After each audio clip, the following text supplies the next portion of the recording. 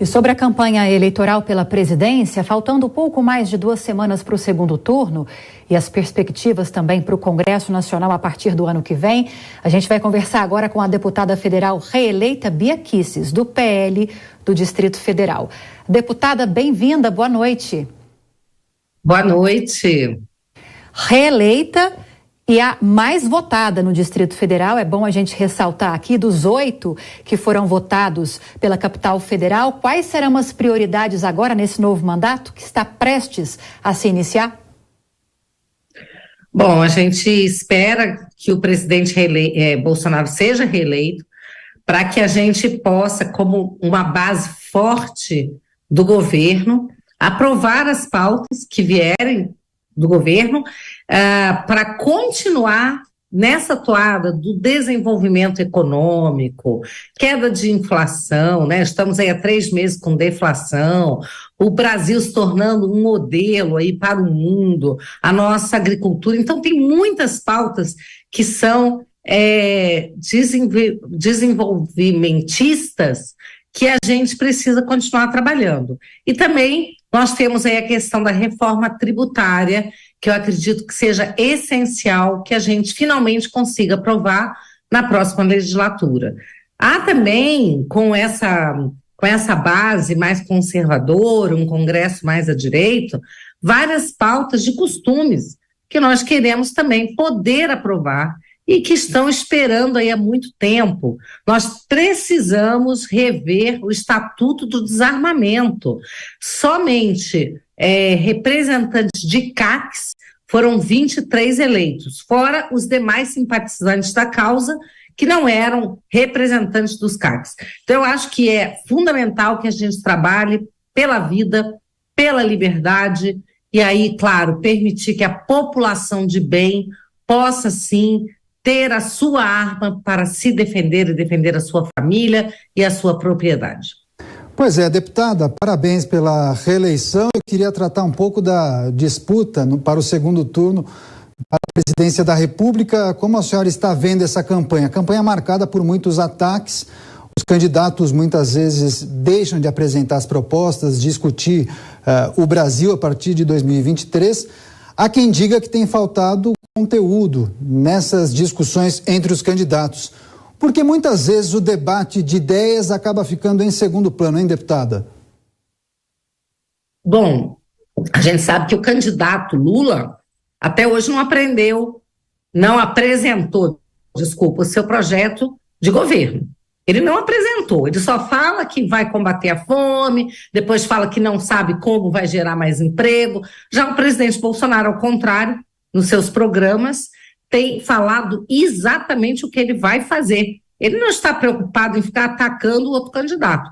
Ele está, sim, falando o que vai fazer para continuar fazendo com que a economia do Brasil continue crescendo, o desemprego desacelerando. Nós estamos alcançando taxas que há décadas não eram alcançadas, seja de redução de inflação, há 3 meses com deflação, seja de redução de homicídio, e aí é bom falar que quando caem as mortes violentas, caem para todos. Caem os feminicídios, né? Caem as mortes de transexuais, todas caem, de crianças, de adolescentes. Então, o presidente Bolsonaro, ao contrário do outro candidato que não apresenta nada, tem sim apresentado seu programa de governo de forma bastante consistente. Deputada, eu vou chamar os nossos comentaristas para essa conversa também, começando por sua pergunta, Miguel Daúde. Deputada, parabéns pela sua reeleição. Deputada, eu vou fazer uma pergunta um pouco dura para a senhora. A inflação, está caindo esse ano, né? Os gastos do governo já não cabem mais no teto de gasto. O ano que vem, a situação vai ser pior. A senhora percebe ou vê a necessidade, porque na realidade é a despesa deste ano mais a inflação do ano seguinte. A inflação está em queda, as despesas não terão espaços no orçamento. O que vai ser feito, né, para que o governo possa acomodar essas despesas e respeitar o limite de endividamento? Olha, eu tenho uma grande confiança no trabalho da equipe do ministro Paulo Guedes. O ministro Paulo Guedes tem falado a respeito disso, e o que a gente está vendo, além de deflação, né, nós estamos assistindo que a arrecadação do governo está aumentando muito também. E mesmo com a queda dos impostos. Eu acho que esse governo, com uma postura super responsável, uma postura fiscal responsável, uma pessoa, uma equipe como a do ministro Paulo Guedes, que sabe conduzir a economia, eu não estou preocupada com isso, porque a gente vê que ele tem sim propostas que vão fazer com que a nossa economia continue deslanchando. Vamos pensar que nós estamos num cenário pós-pandêmico e de guerra. Hoje eu li uma notícia que o Brasil está levando fertilizantes para os Estados Unidos. Ou seja, nós estamos numa situação há pouco tempo impensável, ajudando outras nações mais desenvolvidas, graças a um governo competente, técnico, que sabe o que tem que fazer, como tem que mexer. Eu te digo que, como presidente da CCJ, nós aprovamos a PEC dos precatórios, que foi muito mal falada, era chamada de PEC do calote, e que não tinha nada de calote. Apenas quem tinha precatórios acima de R$600 mil, que entrou num outro módulo para recebimento e abriu um espaço fiscal imenso para que o governo pudesse arcar com as suas despesas.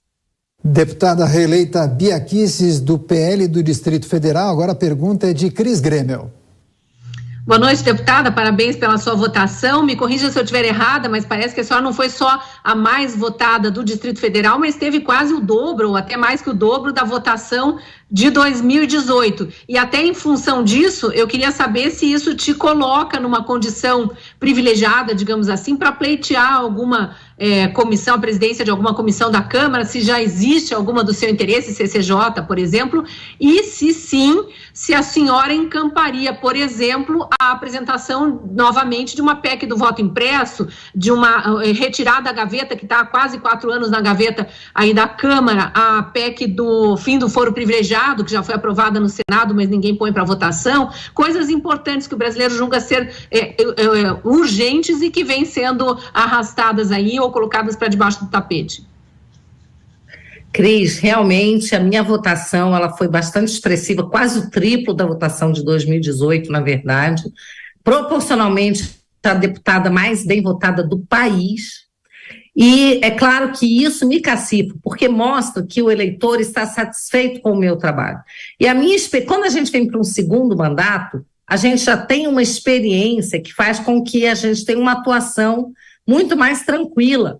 Quando a gente chega no primeiro mandato, a gente chega muito perdido, sangue nos olhos, e eu, com a presidência da CCJ, consegui conquistar o respeito dos líderes, o respeito dos meus pares, até mesmo daqueles que não concordam comigo, que são ideologicamente opostos e contrários. Então, eu tenho, sim, a pretensão de voltar a presidir a CCJ, uma vez que eu tenho todo o cabedal de conhecimento jurídico para isso, já tenho a experiência política e acho que isso seria muito bom, não só para o meu partido PL, mas para o governo e também para a Câmara dos Deputados, porque eu ouvi coisas como: a sua gestão, a sua presidência da CCJ nos deu uma CCJ com menos problemas do que todas as outras dos outros anos, né, dos últimos anos, pelo menos. Então, eu acho que sim, eu tenho intenção de voltar a presidir essa comissão, eu já tenho essa conversa feita com o presidente Valdemar, e a gente precisa agora começar a conversar com os demais partidos, né, porque quando chegar início de fevereiro, nós vamos sim ter que distribuir as comissões, e certamente o PL vai pegar comissões muito importantes. Agora, deputada, recentemente nós entrevistamos a senadora eleita pelo Distrito Federal também, Damares Alves, e ela falou que está trabalhando intensamente nessa campanha pela reeleição do presidente Jair Bolsonaro. Assim como a senhora também falou logo no início que agora a prioridade é tentar reeleger o presidente. Em que frente a senhora está trabalhando? De que forma a senhora está trabalhando para tentar conseguir a vitória de Jair Bolsonaro no segundo turno? Bom, primeiramente eu mobilizei todos os candidatos que concorreram aqui, né, junto comigo, a deputado distrital, federal, e a minha equipe não se desmobilizou nem um dia, e nós estamos fazendo material para o presidente, estamos distribuindo, fazendo adesivaço, mas mais do que isso, indo conversar com as pessoas, buscar o voto daquelas pessoas que não votaram no presidente Bolsonaro no primeiro turno ou que simplesmente não foram votar.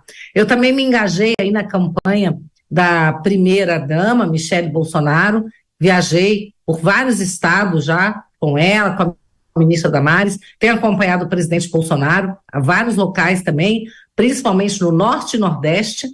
Ontem nós também estivemos em Minas e São Paulo, mas tenho estado naqueles locais em que a gente precisa converter votos. Por exemplo, em Belém do Pará, nós conversamos com pessoas que não foram votar no primeiro turno. Em Manaus, nós conversamos e o presidente conversou com prefeitos de cidades onde ele não venceu as eleições.